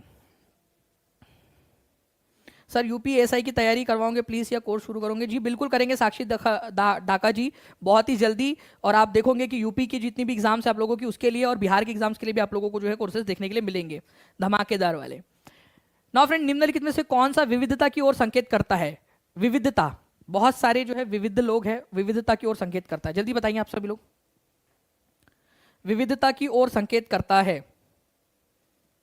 1326 लाइक्स हो चुके हैं फ्रेंड्स, 1500 लाइक का टारगेट था हमारा, तो कम से कम लाइक्स कर देंगे सभी लोग जल्दी जल्दी से। आर्यन कुशवाहा जी, कौन से स्टेट की बात कर रहे हो आप? क्योंकि हर स्टेट में अलग अलग समय में आता है। 50 क्वेश्चन है, 10 क्वेश्चन बचे आप लोगों के, जल्दी जल्दी से सभी लोग शेयर करते रहेंगे, लाइक भी कर देंगे, शेयर भी करते रहेंगे। यहाँ पर में पीटेट की तैयारी करवा दीजिए सर प्लीज। गुरदीप जी बिल्कुल, आप एक बार वो नंबर पे कॉल कर लीजिए, वहाँ पर में बिल्कुल करेंगे हम। दंगल का एग्जाम्पल सही है सर, बिल्कुल। दंगल जो है वो लड़कियों को आगे बढ़ाने की बात करता है कुश्ती में। People belonging to same caste but living in different places, ये विविधता का एग्जाम्पल है, ठीक है। Marry people from their own caste, marry people from their own caste. People belonging to same caste but living in different places, marry people from their own caste. अरे जब खुद की ही कास्ट में शादी करेंगे तो विविधता कहाँ से आएंगी, ठीक है। तो यहाँ पर मैं ये वाली बात जो है फ्रेंड्स, जो विविधता को रोक देती है, ये वाला आपका स्टेटमेंट पहला वाला गलत है, ठीक है। खुद की ही कास्ट में शादी करो, मतलब यहाँ पर मैं एनसीईआरटी क्या बोल रहा है आप लोगों को, भाई अंतर जाति विवाह करो करके। पप्पा आप लोगों के, ठीक है, पप्पा को पढ़ाओ एनसीईआरटी, पप्पा लोग एनसीईआरटी पढ़ो। Students from the same locality but belonging to different caste studying in at school, मतलब अलग अलग लोकेलिटी के लोग हैं लेकिन एक ही जो है डिफरेंट कास्ट के हैं लेकिन एक स्कूल में पढ़ रहे हैं, तो ये विविधता है। कोई जो है अलग जाति का होगा, कोई अलग जाति का होगा, अलग अलग एरिया से आ रहे हैं और एक स्कूल में आके बैठ रहे हैं, तो भाई ये विविधता को बढ़ावा दे रहा है आपका, तो विविधता को बढ़ावा दे रहा है, सही बात है। People belonging to same religion faith and living in one locality, ये विविधता को बढ़ावा नहीं दे रहा, ये तो विविधता को रोक रहा है उल्टा। तो ए और सी आंसर नहीं होना चाहिए, ए नहीं है, ए नहीं है, ए आंसर हो गया आपका, डी खत्म हो गया, ठीक है। Option number D. Food materials and cloth catering to different communities available in shopping locality, मतलब भाई बाजार में जाओगे अलग अलग प्रकार की चीजें, अलग अलग धर्म से रिलेटेड चीजें आप लोगों को वहां देखने के लिए मिल जा रही है, ठीक है। तो D is the correct answer. निम्नलिखित में से कौन सा चलन विविधता की स्वीकार्यता की ओर संकेत करता है? एक्सेप्टेंस ऑफ डाइवर्सिटी, महिलाओं को सार्वजनिक वाहनों जैसे टैक्सियों, तिपहियों और बसों को चलाने के प्रोत्साहित करना, बिल्कुल सही बात है, ठीक है। आप लोगों का जो है फ्रेंड्स यहाँ पर मैं प्रोत्साहित करना, ये किस चीज़ को आप लोगों की स्वीकार्यता को करता है आप लोगों का, ये चीज़ आपकी, ठीक है। महिलाओं को जो है आप लोगों ने क्या करना है, इंकरेज करना है कि भाई महिलाएं भी टैक्सियाँ, तिपहिया और बसों को चलाने के लिए प्रोत्साहित करें, वो भी बस टैक्सियाँ वगैरह चलाए, ठीक है। Forming self help group containing only women and from a few community, क्यों महिलाएं, क्यों भाई, पुरुष को क्यों नहीं करोगे तुम सेल्फ हेल्प ग्रुप में? हम भी आएंगे, हम भी जो है बढ़िया से वो सिलाई कढ़ाई का काम करेंगे, हो सकता है कोई लड़का हो यहाँ पर में जिसको अच्छा लगता हो यहाँ पर, ठीक है ना। आतिक मोहम्मद हो सकता है उसको अच्छा लगता हो यहाँ पर में करना, उसके अलावा और भी बहुत सारे लोग हैं जिन लोगों को लग सकता है, प्रदीप हो सकता है बहुत अच्छा जो है यहाँ पर में फ्लावर पॉट बनाता हो, तो क्यों केवल लड़कियां रहेंगी? Why should girls have all the fun? गलत। Allowing people from a few communities to buy land, मतलब सिर्फ कुछ ही कम्युनिटीज को देना, तो बी और डी आंसर, सी और बी नहीं हो सकते, बी है काटो, सी है काटो, बी है काटो, ठीक है, सी बी है उसमें, तो आंसर डी के अलावा कुछ हो ही नहीं सकता। Reserving a park to celebrate festivals for those residing in surrounding areas, आसपास के क्षेत्रों में रहने वाले लोगों के लिए त्यौहार मनाने के लिए एक पार्क आरक्षित करना, ठीक है। तो त्यौहार मनाने के लिए जो है फ्रेंड्स पार्क को आरक्षित करना, मतलब अलग अलग लोग हैं यहाँ पर में, तो त्यौहार मनाएंगे तो वो डाइवर्सिटी को ही बढ़ावा देगा ना, कि भाई बहुत सारे त्यौहार होते हैं, क्योंकि एक समुदाय के लिए त्यौहार की बात नहीं की है उसने, उसने अलग अलग समुदाय मतलब त्यौहार मनाने की बात की, और त्यौहार तो अलग अलग लोगों के होते हैं ना। तो आप जब रख दोगे सार्वजनिक तो सारे ही धर्म के लोग वहां त्योहार मना सकेंगे फिर। तो ए और D is the correct answer. ठीक है, निम्नलिखित कथनों को पढ़िए तथा सही विकल्प का चयन कीजिए। भारत में यथेष्ट मतलब कि बहुत सामाजिक सांस्कृतिक विविधता है। भारत में बहुत सारी सामाजिक और जो है फ्रेंड्स सांस्कृतिक विविधता है, बिल्कुल सही बात है। कथन नंबर 2, विविधता अनिवार्य रूप से समान अवसर की ओर प्रेरित करती है। Diversity necessarily lead to equal opportunity, ये बात गलत है। नेसेसरीली ये शब्द जो है ना आपका, ये बोलता है कि अगर विविधता रहेंगी तो इक्वल अपॉर्चुनिटी मिलेंगी। क्या हमारे भारत में इक्वल अपॉर्चुनिटी है? हमारे भारत में इतनी सारी डाइवर्सिटी है, लेकिन क्या इक्वल अपॉर्चुनिटी है? नहीं है। ठीक है, तो हमेशा डाइवर्सिटी मतलब इक्वलिटी नहीं होता है कि इक्वलिटी आ जाएगी। डाइवर्सिटी में कई हो सकता है कुछ लोगों को नीचे दर्जे का रखे, कुछ लोगों को ऊंचे दर्जे का रखे आप लोग, तो ये भी हो सकता है आप लोगों का। ठीक है, तो ये आप लोगों का जो है गलत है, ये वाला सही है आप लोगों का। तो आंसर होगा आपका A is true, B is false, D is the correct answer. यहाँ पर में both A and B are true नहीं है। ठीक है, यहाँ पर में आंसर आप लोगों का डी हो जाएगा। ठीक है, D is the correct answer आप लोगों का। नाउ फ्रेंड्स, किस क्षेत्र के बौद्ध और मुसलमान दोनों ही तिब्बत के राजकीय ग्रंथ केसर सागा के स्थानीय रूप को गाते हैं? इंपॉर्टेंट क्वेश्चन है, एनसीईआरटी में दिया हुआ है केसर सागा। तो केसर सागा जो है फ्रेंड्स, ये आपका तिब्बत का ग्रंथ है। कहाँ का है? तिब्बत का है। लेकिन गाया कहाँ पर में भी जाता है? लद्दाख में। लद्दाख में हिंदू और मुस्लिम दोनों ही, या बौद्ध और मुस्लिम दोनों ही इसको गाते हैं। बौद्ध लोग और मुस्लिम लोग दोनों गाते हैं। ठीक है, केसर सागा को। केसर सागा तिब्बत का राजकीय ग्रंथ है, ये याद रखना है आप सभी लोगों ने। ठीक है, चलिए नाउ फ्रेंड्स, नेक्स्ट क्वेश्चन आपका 45 नंबर का। भारतीय स्वतंत्रता संग्राम में विभिन्न सांस्कृतिक, धार्मिक और क्षेत्रीय पृष्ठभूमि वाले लोगों ने हिस्सा लिया और देश को स्वतंत्रता दिलाई। ठीक है, इसके ऊपर में जो है फ्रेंड्स, यहाँ आप लोगों को पता ही है कि एक शेर था आपका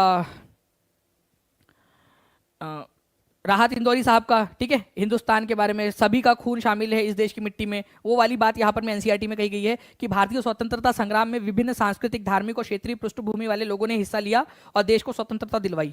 भारतीय विविधता हमेशा इसकी ताकत रही है। हमेशा जो है विविधता हमारे देश के अंदर में ताकत रही है। विविधता में एकता हम लोगों ने जो है वो अनुभव किया है हमेशा। तो ये भी बिल्कुल सही है। तो आंसर आपका हो जाएगा both A and B are true. ठीक है, and B is the reason for A. हमारे को आज़ादी क्यों मिली? क्योंकि हमारे यहाँ पर में सांस्कृतिक, धार्मिक और क्षेत्रीय पृष्ठभूमि वाले लोगों ने हिस्सा लिया, विविधता थी हमारे देश के अंदर में। ठीक है, तो both A and B are true and B is the reason for A. सब लोग क्यों हिस्सा ले पाए? क्योंकि हमारे भारत में भारतीय विविधता ही हमारी ताकत है। हमने हमारी कमजोरी को ताकत बना ली। हमारी विविधता थी बट वो हमारी ताकत बन गई, और इसी वजह से सबने एक साथ मिलकर जब लड़ाई लड़ी, हमारी ताकत बनी हुई थी वो, और हमने लड़ाई लड़ी और हम लोग जो है आज़ादी को प्राप्त हुए। ठीक है, आज़ाद हो पाए हम लोग, हमने आज़ादी प्राप्त की।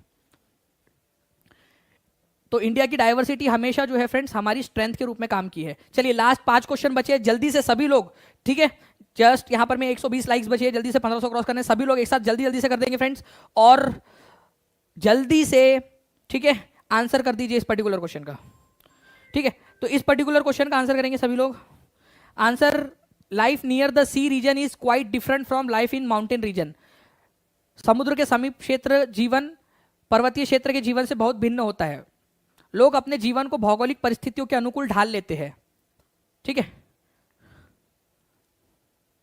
जल्दी बताइए इसका आंसर क्या होगा।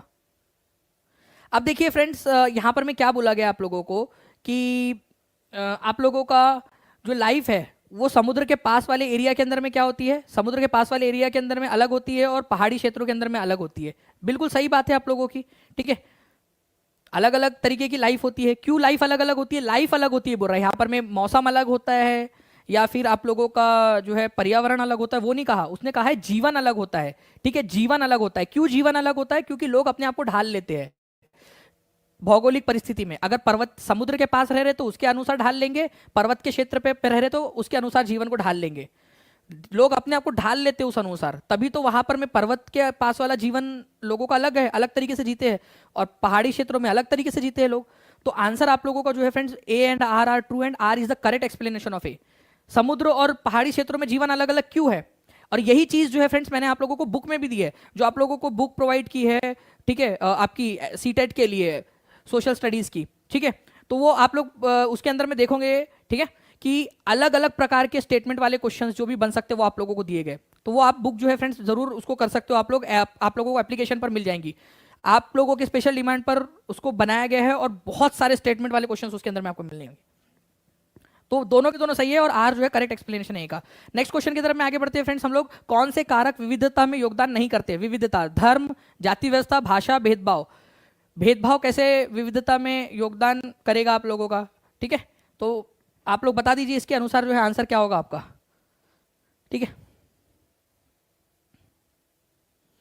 अगर मान लीजिए कि कास्ट सिस्टम रहेगा यहां पर में आप लोगों का, कि भेदभाव में कौन सा कारक विविधता में योगदान नहीं करता? क्या अलग अलग कास्ट होनी चाहिए क्या आप लोगों की? आप कास्ट सिस्टम मानते हो, अलग अलग धर्म हो सकते हैं लेकिन कास्ट नहीं होनी चाहिए कि कास्ट कुछ ऊंची जाति कुछ नीची जाति, ये विविधता नहीं है आप लोगों की। ठीक है, ये डिस्क्रिमिनेशन है। तो कास्ट सिस्टम विविधता में योगदान नहीं देता। हमारी एनसीईआरटी, हमारा संविधान कास्ट को जो है वो जो है डीमोटिवेट करता है, ये याद रखना है आप सभी लोगों ने, कास्ट सिस्टम को। तो जाति व्यवस्था, अलग अलग जातियां है, इसका ये मतलब नहीं है कि डाइवर्सिटी है। हाँ, धर्म जो है वो फ्रेंड्स एक फैक्टर हो सकता है कि अलग अलग धर्म के लोग हैं, लेकिन धर्म के अंदर में जाति व्यवस्था होना और किसी को ऊपर दर्जे का मानना किसी को नीचे दर्जे का मानना, ये भेदभाव है एक प्रकार का।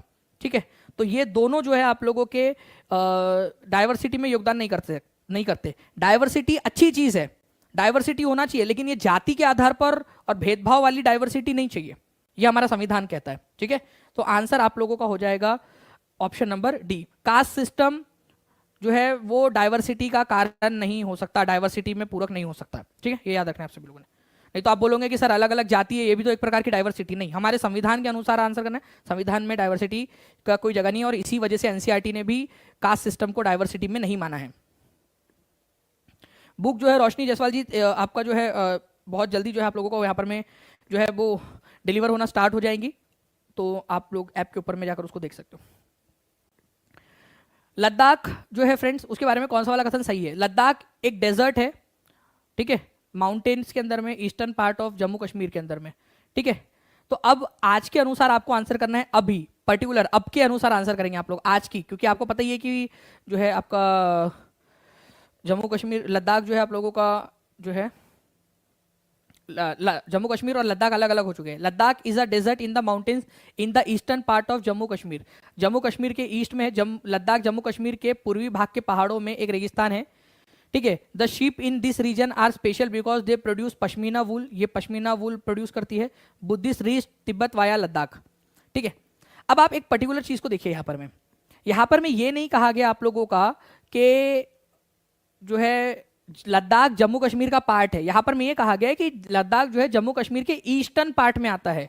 मतलब यहां पर में जम्मू कश्मीर है और उसके ईस्ट में आप लोगों का लद्दाख है, ईस्ट में। तो ये बिल्कुल सही होगा इस परिप्रेक्ष्य में, क्योंकि भाषा के आधार पर अगर आप लोग देखोगे तो यहां सिर्फ इतना कहा गया है कि जम्मू कश्मीर के पूर्वी भाग में, ठीक है, एक रेगिस्तान है लद्दाख। ठीक है, तो जम्मू कश्मीर के ईस्ट में है। ठीक है, जम्मू कश्मीर के ईस्ट में, जम्मू कश्मीर का भाग है ये नहीं बोला उसने कहीं पे भी। पश्मीना शॉल यहाँ पर में बनती है लद्दाख के अंदर में। ठीक है, ये याद रखेंगे आप सभी लोग। बुद्धिज्म यहाँ पर में फैला है तिब्बत, मतलब बुद्धिज्म जो है तिब्बत जो गया है वो लद्दाख की मदद से ही गया है आपका। तो आंसर इसका क्या हो जाएगा आप लोगों का? इस पर्टिकुलर क्वेश्चन का जो आंसर है आप लोगों का वो हो जाएगा फ्रेंड्स ऑप्शन नंबर, ठीक है, डी। ठीक है, option number D, 1, 2 and 3 are the correct answer. D is the correct answer आपका। तो जम्मू कश्मीर के पूर्वी भाग, मतलब जम्मू कश्मीर से ईस्टर्न भाग के अंदर में आप जाओगे तो लद्दाख नाम का एक रेगिस्तान आप लोगों को मिलेगा। केरल के निम्नलिखित में से कौन सा कथन सही है? जल्दी बताइए आप सभी लोग। 441 लाइक्स भी हो चुके हैं हमारे। जल्दी जल्दी से सेशन को शेयर करते रहेंगे आप सभी लोग जी। देखिए यहाँ पर मैं जो है फ्रेंड्स आप लोगों को बताना चाहूंगा एक चीज यहाँ पर में हम लोगों को करना है। ठीक है, पीपल कीप्स, यहाँ पर में जो है लोग शीप और गोट रखते हैं, और गोट्स जो होती है ना, ठीक है, उससे जो है आप लोगों का पश्मीना शॉल बनता है। तो एक पर्टिकुलर चीज यहाँ पर में करनी पड़ेगी हम लोगों को कि भाई शीप से नहीं गोट से बनती है, बकरियों से बनती है ये। तो ये आप लोगों का एक चीज आपको याद रखनी है। सेकंड वाला गलत हो जाएगा, यहाँ पर में 1 एंड 3 आंसर होगा यहाँ पर में आपका। तो C is the correct answer, 1 and 3। ठीक है, 1 एंड 3 होगा, उसको लगा लेंगे आप लोग, करेक्ट कर लेंगे। ठीक है, 39 वाला नहीं जेपीजी, 49 वाला करेक्ट। अब देखिए ऐसा करना चाहिए आपने। ठीक है, तो ये आपका जो है आपका सेकंड वाला ये हो जाएगा। ठीक है, सेकंड वाला गलत है इसके अंदर में, क्योंकि वो गोट नहीं, वह शिप नहीं, गोट होना चाहिए वो। नेक्स्ट क्वेश्चन की तरफ में आगे बढ़ते हैं फ्रेंड्स। आपके केरल के लिए निम्नलिखित में से कौन सा कथन सही है? केरल के लिए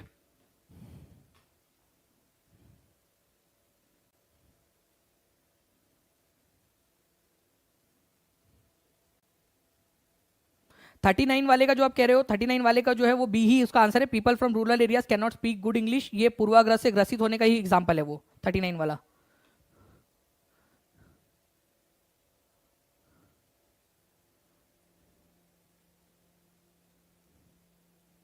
बताइए इसका आंसर क्या होगा?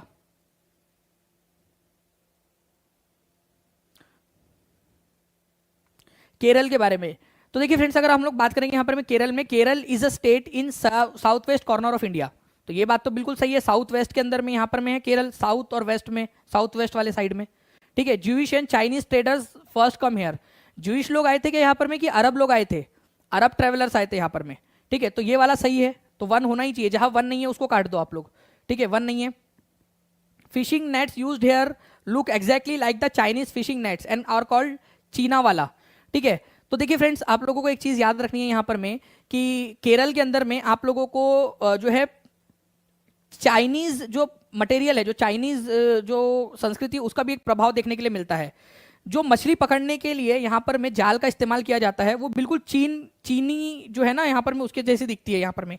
उसको कहा भी चीना वाला कहा जाता है, चीना वाला, चीना वाला। ठीक है, चीना वाला कहा जाता है। तो ये भी एक और इशारा करती है कि भाई इसका कनेक्शन चाइना से है। ठीक है, इसके अलावा यहाँ पर में जो है फ्राइंग पैन यूटेंसिल, एक बर्तन है, उसका इस्तेमाल किया जाता है जिसका नाम है चीना चिट्टी। तो चीन से जो है ये बर्तन और ये नेट यहाँ पर में लाए गए थे व्यापारियों के द्वारा, इसी वजह से इनका नाम ऐसे पड़ा हुआ है। यहाँ पर में अरब और चाइनीज ट्रेवलर्स आए थे, अरब और चाइनीज ट्रेवलर्स। तो इसी वजह से जो पहला वाला है, आप जो सेकंड वाला आप लोगों का पॉइंट है, वो गलत है यहाँ पर में। ठीक है, अरब होना चाहिए था यहाँ पर में, ज्यूइश नहीं, अरब। तो सेकंड वाला गलत है। तो आंसर होगा आपका 1 और 3। तो 1 और 3 दिया है आपको ऑप्शन नंबर सी में, 1 और 3। ठीक है, नेक्स्ट पॉइंट के तरफ में आगे बढ़ते हैं फ्रेंड्स। लास्ट क्वेश्चन आप लोगों का, आपको बताना है पश्मीना शॉल, ठीक है, लद्दाख, केसर सागा। बताइए कौन सा वाला पॉइंट सही होगा यहाँ पर में। तो देखिए, पश्मीना शॉल 2 जगह से आप लोगों का जो है फ्रेंड्स जोड़ा जाता है आप लोगों का। ठीक है, 2 जगह से जोड़ा जाता है आप लोगों का पश्मीना शॉल को। ठीक है, कश्मीर से और लद्दाख से, जम्मू कश्मीर और लद्दाख से, दोनों ही जगह से जोड़ा जाता है। तो कश्मीर के साथ में जब इसकी जोड़ी लगी है तो वो गलत नहीं है। ठीक है, कश्मीर के साथ में, कश्मीर और लद्दाख का जो एरिया है वहां पर में पश्मीना शॉल आप लोगों की बनती है। ठीक है, गोट से। तो ये बिल्कुल सही है। लद्दाख को लिटिल तिब्बत कहते हैं, ये भी बिल्कुल सही है। लिटिल तिब्बत किसको कहा जाता है, ये आप लोगों का पॉइंट है यहाँ पर में। ठीक है, लिटिल तिब्बत किसको कहा जाता है, छोटा तिब्बत। लद्दाख को कहा जाता है, अपने आप में इंपॉर्टेंट है। केसर सागा मुस्लिम एपिक है या तिब्बतियन एपिक है? तिब्बतियन एपिक है ये, तिब्बत का। ठीक है, ये याद रखना आप लोगों ने, तिब्बत एपिक है, मुस्लिम एपिक नहीं है। ओके, तो तीसरा वाला गलत है। तो आंसर होगा 1 और 2। ठीक है, 1 और 2 आर करेक्ट। ओके, तो ये जो है फ्रेंड्स, मैं आप लोगों को फिर से बता दूं यहाँ पर मैं आप लोगों को, कि आप लोगों का ये टेस्ट था, आप लोगों का सेशन था आज का। ओके, चलो, thank you very much, take care and bye, God bless you all. And ऐसे ही फ्रेंड्स आप लोग आगे बढ़ते रहिए।